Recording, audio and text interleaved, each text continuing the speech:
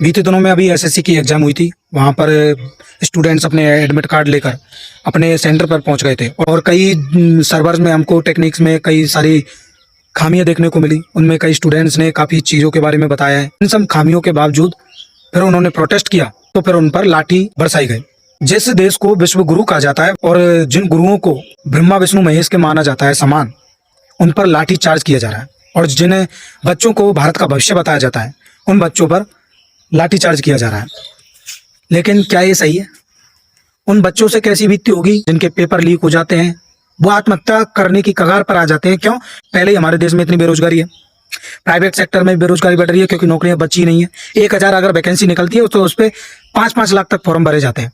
कल मेरी भी एग्जाम लगेगी, अगर मेरे साथ ऐसा हुआ तो चलो अभी ये हाल है, अगर आने वाले भविष्य के साथ ऐसा ही होता रहा तो क्या ये सवाल सिर्फ बच्चे ही पूछेंगे, स्टूडेंट्स और ये टीचर्स ही पूछेंगे?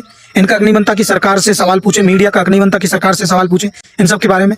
और ये बात एसएससी की नहीं है, ये बात है कई पुराने पेपर्स को आप उठा के देख लीजिए, कहाँ पेपर लीक नहीं हुए। और एसएससी को जो एडुकेटी नाम से उसको ठेका दिया गया है, उसका तो आप रिकॉर्ड उठा के देख लीजिए, उसने पहले भी पेपर कराए, उनमें कई पेपर तो लीक मामलों में लिए। अब अगर उसको ठेका दिया है तो वो किस तरह से सेंटर कराएगी आपको उपलब्ध, किस तरह से वो पेपर कराएगी? और गलती मैं सरकार की भी नहीं मानता, असल में गलती हम जैसे वोटर्स की है जो हमारा 18+ हो चुके हैं। हम वोट देते हैं किसके नाम पर? जाति के नाम पर, धर्म के नाम पर, भाषा के नाम पर, नेताओं के नाम पर वोट दे देते हैं। कभी हमने सोचा कि ये अनपढ़ है, ये क्या है?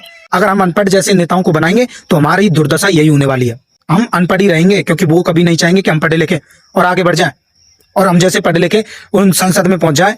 आप अपनी वोट का इस्तेमाल अगर सही तरीके से नहीं करोगे तो यही होने वाला है और होता रहेगा।